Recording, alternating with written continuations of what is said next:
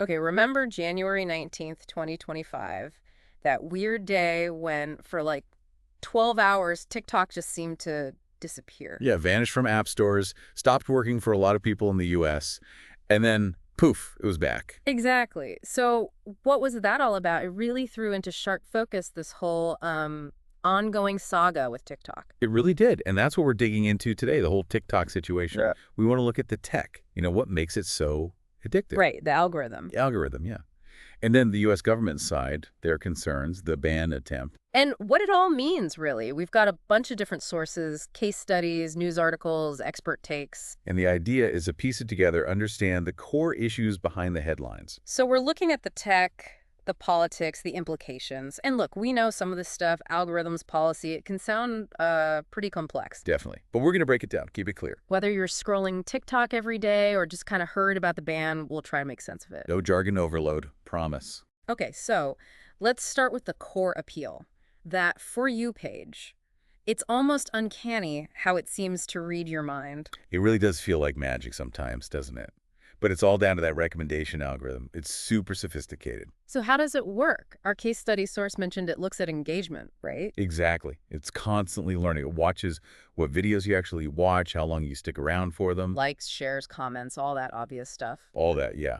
But also subtler things, like the sounds you interact with, the trends you seem to follow, and some basic demographic info plays a part too. So it's building this profile, constantly tweaking it based on literally everything you do in the app. Pretty much in real time.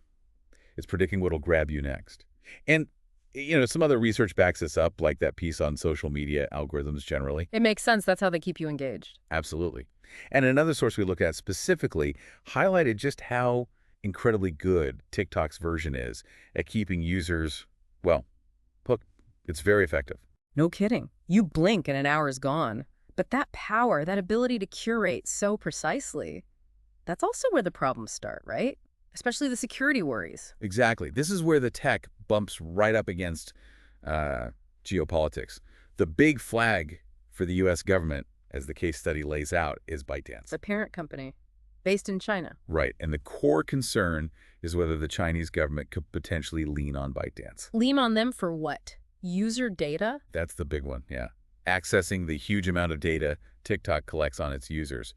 But there's another layer too. Which is? The algorithm itself. Could it be manipulated, used to push certain narratives or suppress others, influence public opinion? Ah, okay. So it's data and potential influence. Precisely. And that's what fueled the Trump administration's move back in 2020 to try and ban it, those national security risks. Which we saw echoed again more recently. This wasn't just a 2020 thing. Not at all. It simmered, and then things really ramped up in 2023, 2024, leading to that big House bill in April 24. The one that basically said, sell TikTok to someone the U.S. approves of, or face a ban. Yep. Gave ByteDance 9 months, and that bill was signed into law in May 2024. But TikTok fought back. They went to court. They did. Their main argument was the First Amendment, freedom of speech, essentially. They argued a ban would silence the platform and its millions of American users. Which brings us back to January 2025. The courts ruled against TikTok. They did, yeah. The ruling came down January 17th, upholding the ban, set to kick in just 2 days later on the 19th. And that's when it vanished. For those few hours, people woke up to messages saying it was being banned. Must have been chaos. You can imagine. But then, just as quickly, President Trump stepped in. Ah, the 75-day court delay. Exactly. A temporary reprieve. Allowed TikTok to switch back on, change the message users saw. But it's not like everything snapped back to normal, is it? The sources say it's still limited. That's right. Even with the delay, the app itself, and other ByteDance apps, apparently you still can't download them fresh from U.S. app stores. Or get updates if you already have it. So, existing users are okay for now, but growth is stalled, and updates are blocked. That's a weird limbo. It is.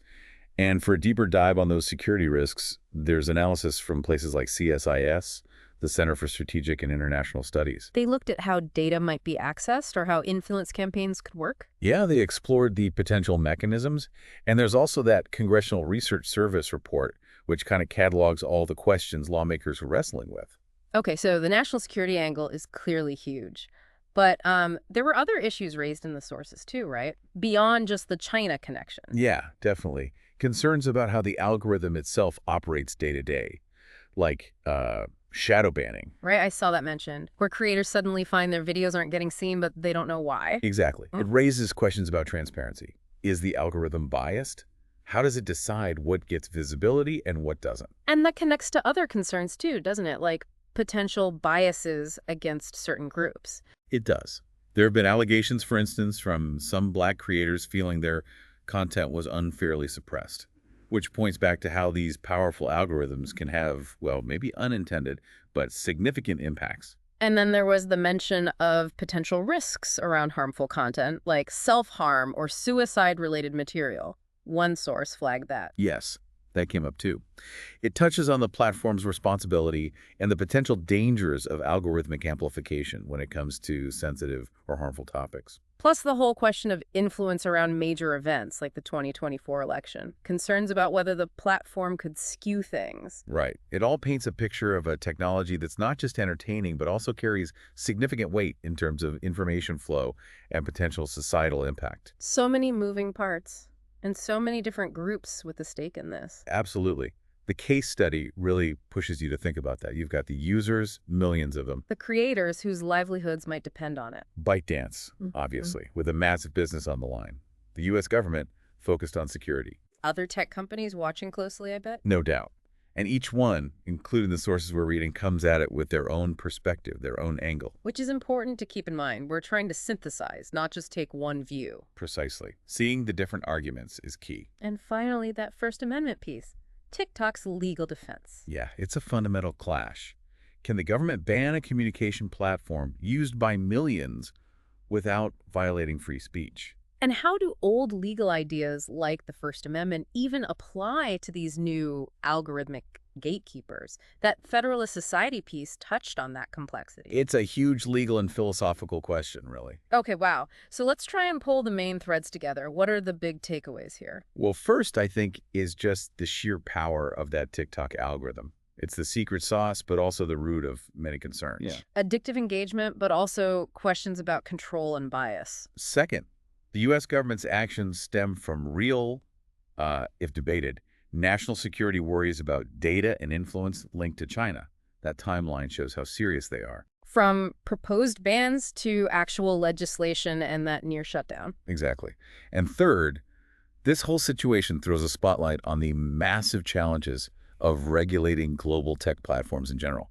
It's about security, yes, but also free speech, economics, culture. It's tangled web. Definitely. Mhm. And the sources we've talked about, they give you a solid starting point to grapple with it all. We really encourage you, if you're interested, to dig into them or look more broadly at, socio-technical analysis. It's a constantly evolving story. For sure. So maybe a final thought to leave people with. Yeah. Considering how fast tech moves, how connected everything is, what does this whole TikTok drama really signal about the future? The future relationship between these huge digital spaces and the idea of national borders or national control. That's the big question, isn't it? Something to chew on. Definitely. Thanks for joining us for this deep dive.